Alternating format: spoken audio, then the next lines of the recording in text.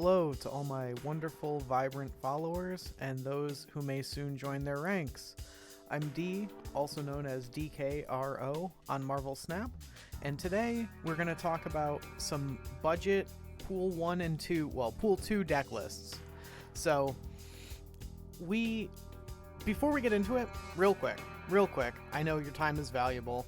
The best way for you to tell me that this type of content is useful to you is actually to like, comment, and subscribe. That's the only way I know what's resonating with people. Specifically, leave a comment like, oh, could you do this instead? If barring all of that, I hope you enjoy. Regardless, I hope you find this informative. I love doing stuff like this, and let's get into it.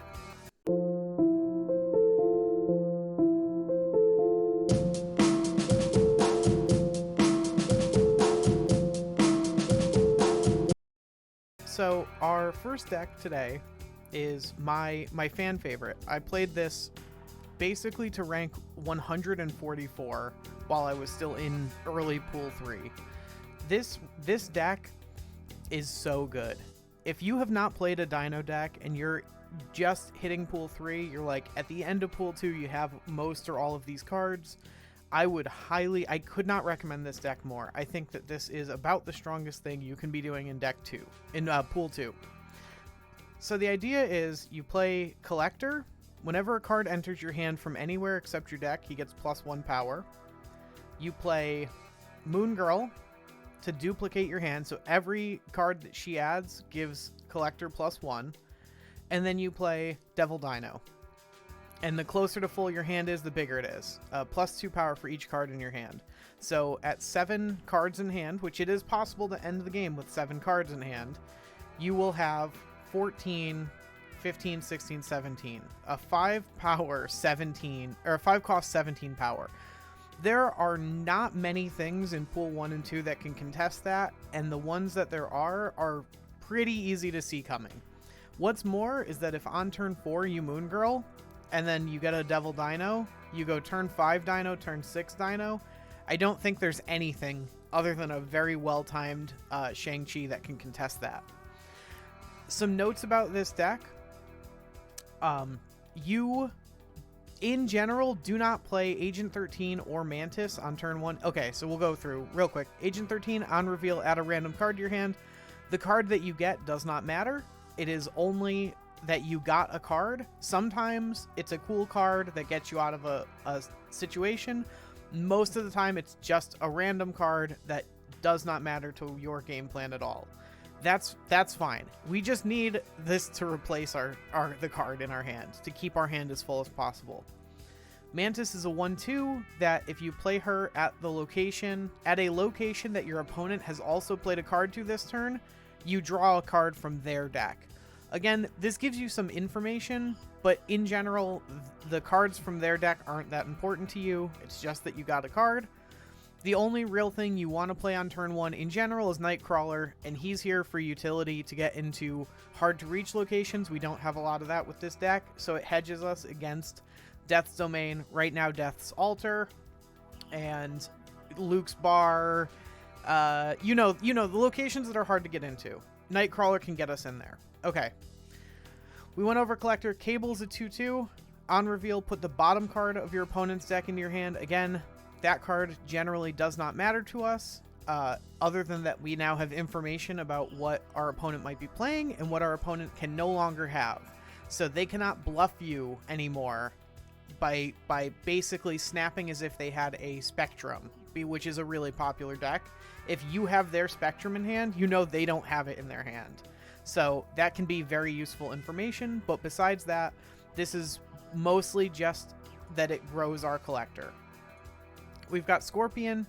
You're gonna see Scorpion and Lizard in a lot of these decks because they're just very good cards. A 2/2, on reveal, afflict cards in your opponent's hand with -1 power.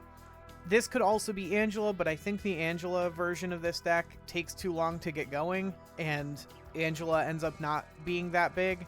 I like Scorpion quite a lot, especially in the early pools. You might only end up winning a match by a couple of stats, so Scorpion can really be the difference. If they play 2 cards out that got hit with Scorpion, then Scorpion counted as a 2/4. In a way. It's not quite the same, but it's close. Sentinel. A 2/3 on reveal, add another Sentinel to your hand. This card is just good. Again, in a lot of decks, we actually made a mistake in another deck list that I'll have to show you. There was a card that I added that should have just been Sentinel, so I changed it. The deck list might be wrong if I add it to the description. Okay, so on reveal, add another Sentinel to your hand. It's the exact same. It's a 2/3. This card is just good. It buffs the collector, and it fills in all your kind of gap turns. You might have like, oh, turn 3 you only have one 3-drop. You don't have a 3-drop? Okay, Sentinel and Agent 13. You know, it fills in a lot of the time that you might waste not casting anything. We got Lizard. Again, you're gonna see Lizard in a lot of these decks. The downside of -3 power if your opponent has 4 cards here is heavily mitigated, especially in Pool 2, by the fact that your opponent will see that and commit 4 cards before they were supposed to. Or just, like, be unable to commit 4 cards, because a lot of people like to play what's called on curve, where they just play a 1 cost, then a 2, a 3, all the way up to 6, and if they're playing like that, it's really hard for them to get 4 cards into a lane. It's impossible for them to do it twice, so Lizard is quite good because the downside is also kind of an upside if your opponent plays into it kind of poorly. Cosmo can be dangerous, especially if you're a newer player, which statistically, if you're watching this, might be the case, because you might accidentally get yourself. You might forget about it and not Moon Girl. On reveal abilities don't happen as long as Cosmo is in that location. So you have to be careful. It means you won't get your Sentinel back to your hand. It means none of your cards that draw cards actually do that. But it's in here for a very important reason, which is that our big payoff, our monster card, our boss monster, Devil Dino, gets hit with both of the most interactive cards in Pool 1 and 2. And that's Enchantress and Shang-Chi. Both of those cards kill our monster. Normally, each of those might affect different cards, right? Like Enchantress might affect one type of deck and Shang might affect another. And so you sort of have a 50-50 split of, will I get hit with my opponent's tech card? But ours gets hit with both. Ours is actually soft to both of those effects. So Cosmo mitigates that because Cosmo can always cover one lane and neither of those effects can hit our Devil Dino anymore. So it's a very important role, but be very aware of where you're putting your Cosmo. We went over Moon Girl. White Queen is maybe the only reason I might swap Scorpion for Angela in some situations, because on reveal, draw a copy of the highest cost card in your opponent's hand. If they had that from the beginning of the game and you Scorpion, it's going to be smaller for you like it was for them, but sticking with this theme of the card that you get doesn't matter, that just the fact that you got a card is what matters. We're going to keep it as is with the Scorpion. This sometimes will be the card you play, especially like on turn 6. If you get their 6-drop and it's just like the Hulk or whatever, sometimes you'll go Devil Dino on 5 into Hulk on 6. That's fine. That's fine. That's a good line of play. But again, most of the time, it's just that you got a card from them. And then Devil Dino, we already covered. So this deck, again, I cannot stress enough how much I love this deck. I think very highly of it. It really is like a pet deck to me. I kind of wish Pool 3 was more conducive to playing this, but it isn't. There's a lot of powerful stuff happening, and you can't play this deck, unfortunately, that far into Pool 3. You can play it a little bit into Pool 3, but at the point I'm at in my Snap career, there's just better things I can be doing with my energy per turn. All right. Deck 2. We've got what I'm going to call a control deck. This deck is really hard to pilot, but it is really good at snapping, because you can tell if you can interact with their board in a meaningful way before they know if that's the case. So we're going to get into what that means. So Iceman, our actual control elements are Iceman, which Give a random card in your opponent's hand +1 cost. This can just ruin someone's game plan. It can ruin their whole day. If you like ruining people's days, this deck is probably for you. You're going to get a lot of ARG emotes at you. So you're going to go like Iceman to slow them down. We already covered Scorpion in the other deck. It's just a good card, but in this, it's quite good because they're going to be slowed down and then they're going to be weaker. And then you have cards, so Armor and Killmonger are kind of for the same decks in a way. So the type of decks that want to destroy cards early on are there's only Bucky Barnes and Nova as like very good hits for the destroy deck to hit. So if they play Nova or Bucky Barnes, you just play Armor in that lane and they're very sad about it. Conversely, if they Nova later on and they don't have the hits that they want, or they're going to try to eat it like later in the game, you can Killmonger to destroy their Nova before they get to destroy it. Killmonger on reveal, destroy all 1-cost cards. This also doubles against Zoo decks, which are going to be very popular in Pool 1 and 2. But the armor really just shuts down the destroy deck. It can also cover your Iceman because, again, like a lot of people play Killmonger, so you might want to cover your own Iceman if you don't really care if it dies. Honestly, it can be an upside for it to die sometimes, which we'll get into. In general, these are just tech cards, Armor and Killmonger. We have Cosmo again for the same reason, like it can shut down your opponents on reveal. We have, as previously mentioned, Enchantress. Remove the abilities from all ongoing cards at this location. The ongoing deck is quite popular. The Dino deck is quite popular. This hits both of those. And in general, I think this card is easier to use than the other tech card, which could be in this spot, which I'll show you right now, is Shang-Chi. If you don't know what Shang-Chi does, a 4/3 on reveal, destroy all enemy cards at this location that have 9 or more power. Now that's really good, but there's not a lot of decks early on that are putting 9 power out before turn 6. And if you have priority going into turn 6, even if you can tell where they're going to put it, you cannot Shang-Chi it. So it's really hard to keep all that in mind. And I don't think it comes up as often in the early pools.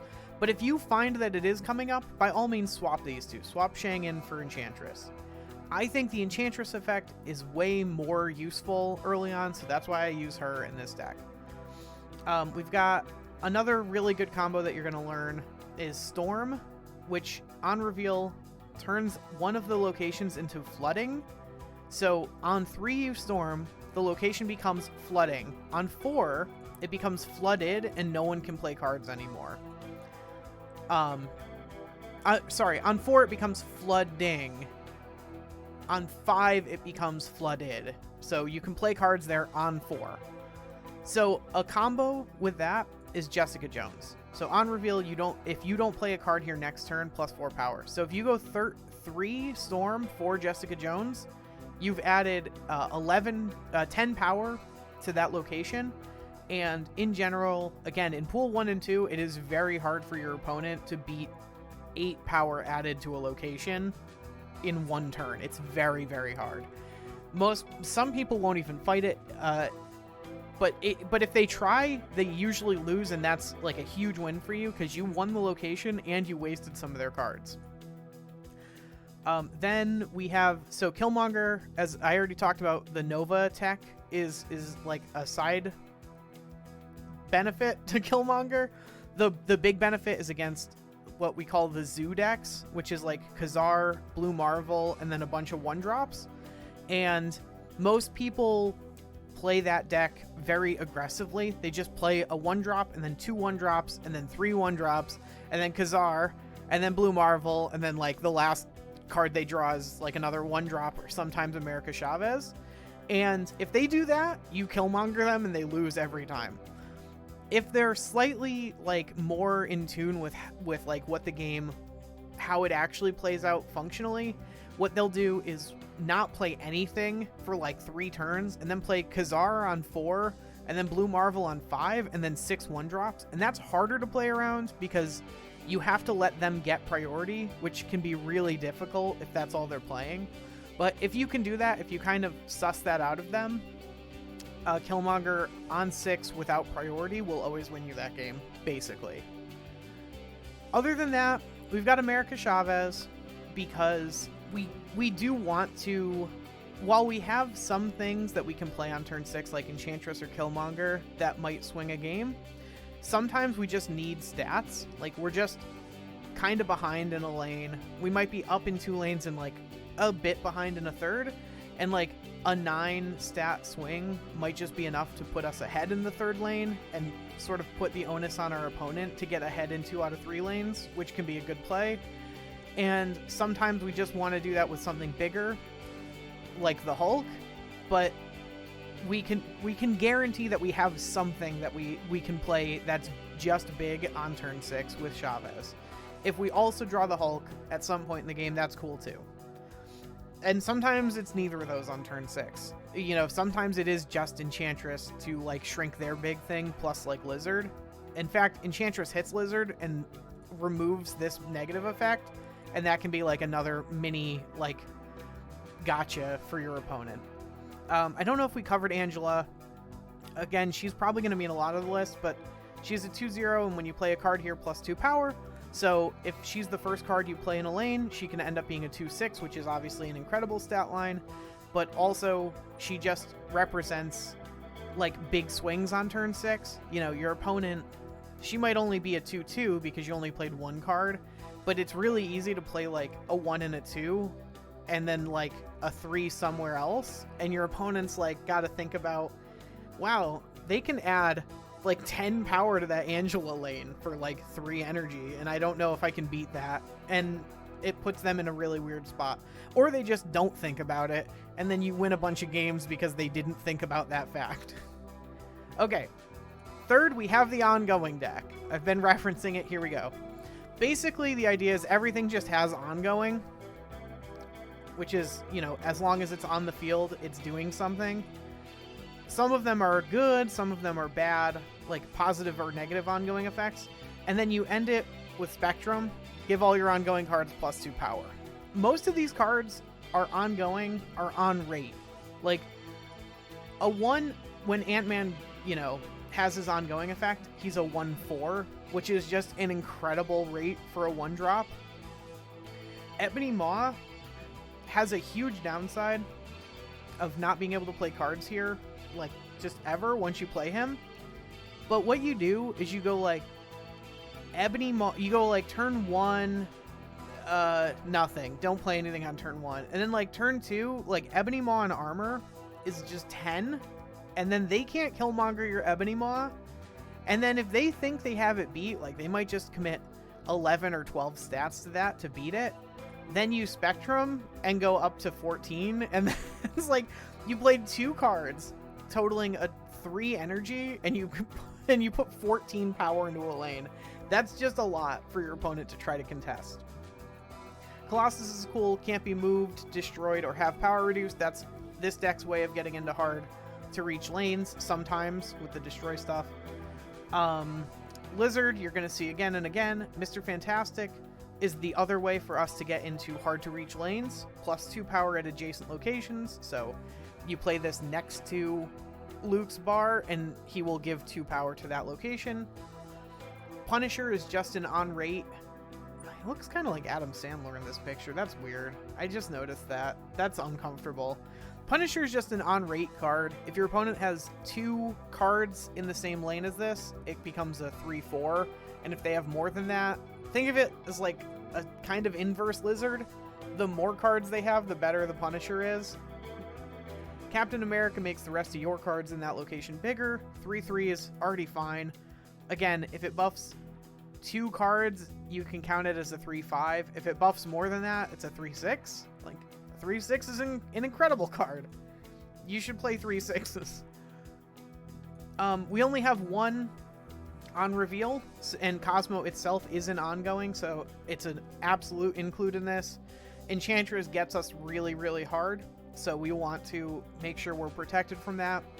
And what's more is that you're not going to be playing Spectrum into the lane that you're going to have Cosmo for reasons that you'll see in a second. So it makes a lot of sense. Warpath. You want to leave one of your locations empty if you have Warpath. In general, you want to do this anyway. You want to kind of only contest 2 lanes whenever possible. So if your opponent plays 2 cards into a lane, just give it to them. Like they gave up 2 cards to continue to like contest that lane. They could have it. They could have it. You'll win the other 2 lanes with this deck. So if you leave that lane empty, you get +4 power. So this is a 4/9. It's a 4/11 if you Spectrum it then. Iron Man is just probably the strongest ongoing effect in the game. Your total power is doubled at this location. It like guarantees a win at one location, usually. And then obviously Spectrum, we talked about all your cards. It gives every other card in your deck, every other card on your field +2 in this deck. We go really hard on the ongoing. You can do this with less ongoing effects. Ebony Maw would be my first cut for just anything that you feel you want to play, because Ebony Maw can, like, if you draw him late, he doesn't do anything because you cannot play him after turn 3. So that is a severe downside. There is a secondary upside to him, which is that if your opponent leeches you, right, which is a 5-cost 3 power card that says silence all the cards in your opponent's hand. Well, this like loses all its abilities, so it's just a 1/7 with no downsides. So on turn 6, you can play a 1/7, and that's kind of cool, but it's very minor upside. This card could get cut. I end up cutting him out of every deck that I start. Like, I include him in a lot of decks and end up cutting him very quickly because the stat line is just so juicy. I can't resist trying. Okay, so that's ongoing. Then we've got the Statpile deck. This deck is what it sounds like. You're just trying to play like big stuff every turn. We don't have a 1-drop because we're really trying to just maximize how many stats we're putting on the board, and we're going to be doing that in a lot of different ways. So the only really understated card here is Scorpion at 2/2, but again, like, Scorpion is very, very good, and you're going to end up including him in just a lot of decks. We have Angel, which we already talked about, at a 2/6 at top end, is bonkers, buck wild good. Sentinel, while only a 2/3, can again gap fill. You can see we only have 1, 4, 1, 5, and 1, 6. So you're gonna have a lot of turns that are a 3 and a 2 or a 2 and a 2. And so Sentinel makes sure you're always able to deploy all of your energy every turn. In general, Lizard, just overstated, underplayed, very good. Bishop, I think this is the first time we're seeing Bishop.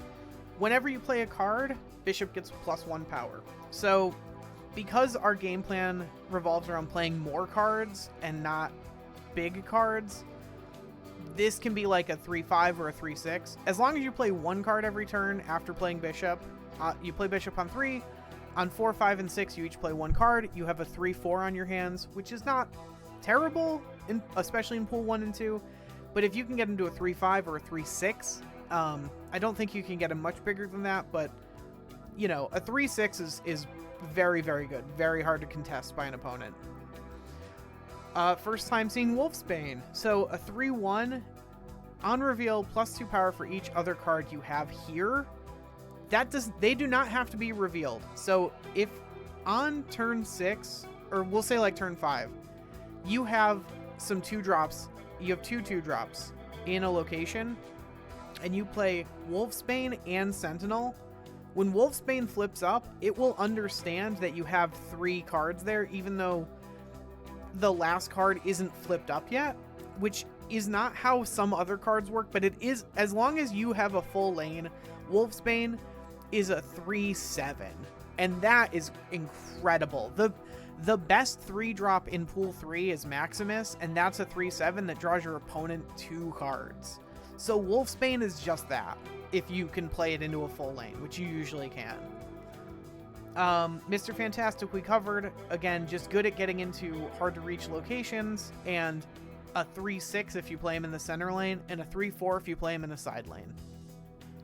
Storm, because we have Jessica Jones, is an incredible include. While she's a little understated, because all of our stuff is so overstated, it's really hard for an opponent to beat us in the flooding, no matter what we have there. It's just really hard, and it's a good way to lock up one lane and decide where your other power is going to go. Deathlock. This is the first time we're seeing this. On reveal, destroy your other cards at this location. Now, sometimes this can be used if you get like the location where two raptors pop out, or where a squirrel gets added to each location, or a -2 ninja gets added. Deathlock can just destroy those, and that's usually good. You don't really want one cost minions anywhere. They're very low impact, and just freeing up one spot that your opponent no longer has access to by using Deathlock is a winning play in a lot of cases. If not, Deathlock as the first card in a location is just a 3/5. As long as on turn 2 you play on the left, and on turn 3 you have nothing in the center, Deathlock starting off a lane as a 3/5 puts you way ahead of what most of your opponents are going to be doing. Just a good stat line. Very bad on turn 6 in general, but not impossible to use on turn 6 either.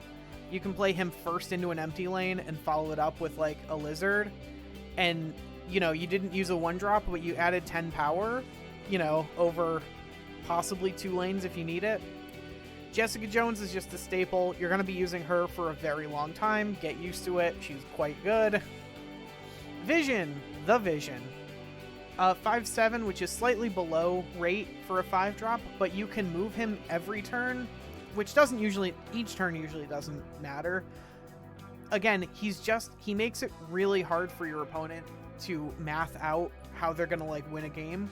It also means if you have him in your hand, you can play Storm on 3 and not play anything on 4. Play your 4-drops or your, whatever Bishop Lizard type stuff somewhere else, and just see if your opponent fights over flooding. And if they don't, because some people will not fight over flooding, they'll say, okay, my opponent's going to go Storm into Jessica Jones. I can't beat that, so I will do something else. I'll go somewhere else. If they do that, you won flooding with just Storm. And if they don't do that, you can play Vision on 5 and maybe win the flooding anyway by moving him into the flooded on turn 6. There's a lot of stuff you can do. It just makes math really hard. It's good against leader if you start running into leader decks, because it's power you can add to a lane without playing a card there. So that's like the worst thing for a leader deck. And then we have America Chavez. Again, like a 6 cost 9 power is not the best card in the world, but it's like guaranteed to be drawn on turn 6. So if your hand is just kind of an awkward shape of like, oh, all I have left is like Jessica Jones and like Bishop on 6, which is like the worst sort of combo because you can't play them both, and they're both bad stats for what they are. Because you have to play both of those before turn 6 if you're not getting that. This can just be an out to having a better turn 6, and it's like Chavez is like a fine card and makes your draw on 6 sort of as good as it gets for this deck. There's nothing else you want on turn 6, so why not just draw the card with the highest stats of any card in your deck? All right, and then oh no, that was it. We only had 4. That's it. I thought I had 5, but I only have 4. So that's 4 decks for you to climb through pool 1 and 2 with. Oh, you know what? We're right at 30 minutes anyway. If you're still here, if you found this useful, engaging, entertaining, please, drop a like, leave a subscribe. Statistically, you did find this engaging and entertaining, because you're still here 30 minutes into me talking about kind of the first snap cards anyone will ever engage with. Thank you so much for watching, and I will see you tomorrow when it is no longer Death's Altar as the feature location with some gameplay video. Have a great day. Goodbye.